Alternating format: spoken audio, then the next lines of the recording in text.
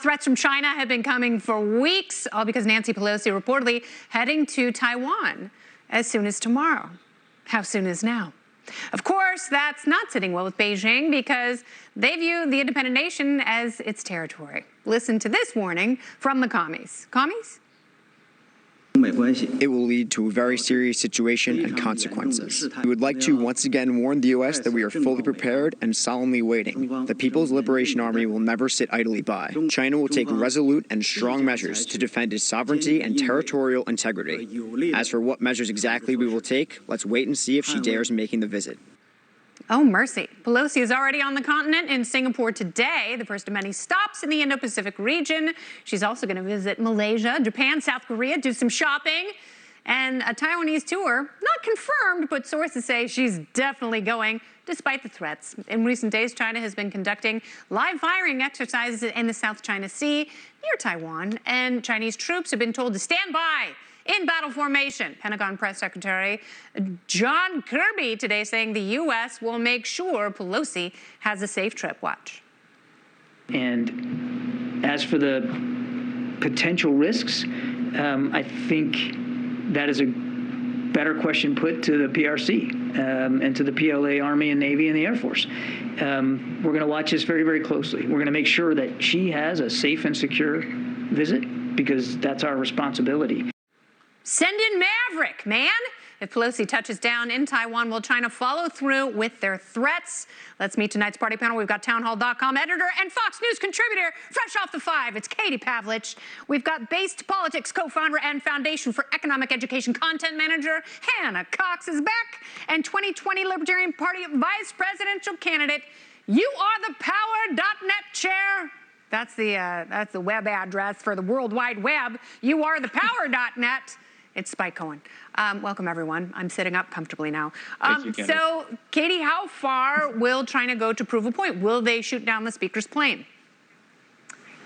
I'm not going to go so far as saying that they're going to shoot down her plane, but the reaction from the White House with their mealy-mouthed response to these very serious threats from the Chinese Communist Party, threatening to shoot down her plane, saying that their military is standing by, doing live-fire drills ahead of her trip, which now the White House says that they don't know if it's confirmed or not. They do know if it's confirmed because she is taking military aircraft. And the best that John Kirby can come up with today is, look, China, our one China policy hasn't changed. We don't believe that Taiwan should be an independent country. All of this, back and forth from them, not saying, hey, cut it out. She's the Speaker of the House. She's allowed to go wherever she wants.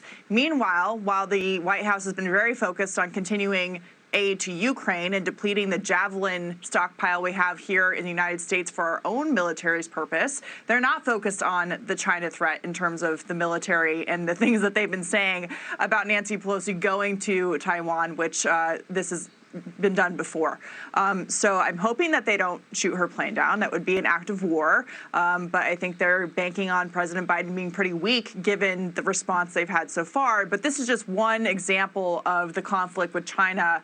This will go on for years, and this is just one of many I'm sure they'll have to deal with in a certain way. They will. And, maybe the U.S. should be a little bit less predictable here, Hannah, because we have to remember, China needs us. Americans like cheap crap.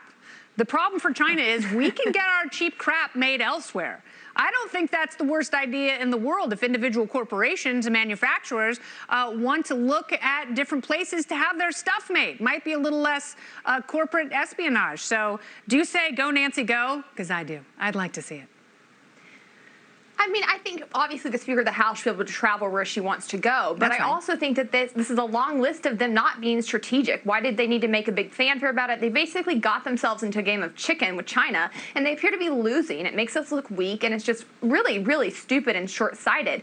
As a whole, we need to be careful. We don't want to have war with our crazy nuclear-powered nemesis of China. We need to be careful what we say and how we proceed. And I do think that we should start looking for other avenues. We need to open up trade with other countries. Amen. We need to let the free market actually work, get us out of China. But we also don't need to be stoking tensions and just proceeding like utter fools in these situations. No, and you're absolutely right. And I think the best thing to do here, instead of having an emotional hot war, We need to ghost China, and we need to be like, that sounds great, and then just never respond to them, Spike, and really beef up our manufacturing in India and Vietnam and South Korea. There are lots of places who, again, and America will make cheap crap. We can't make cheap crap in America because of the union, Spike. I would love to.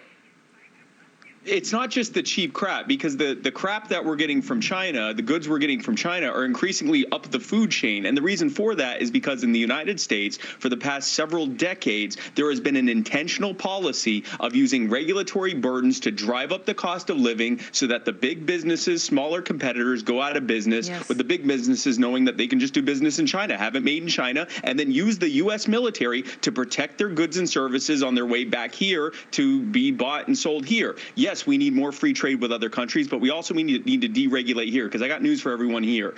The military-industrial complex of the United States is not going to stop China. It spent 20 years and trillions of dollars to replace the Taliban with a well-armed Taliban. It is not going to beat the PRC essentially in their backyard. And so we need to look at why China is so economically and culturally and politically and militarily powerful. It's because we have intentionally choked off our own economy so that cronies can make money over there. That needs to end immediately. We need those jobs and that demand back here, make America more capital friendly again, and we won't have the problems we're facing, not just this one, but in the future. We don't want Pelosi or some future Pelosi to be our Franz Ferdinand. I love a good World War I reference. That's the best. You are the captain of our Lusitania, and I want to thank you for that, Spike. I don't want that, but thank you. Well, it's okay. No one does. That's the point.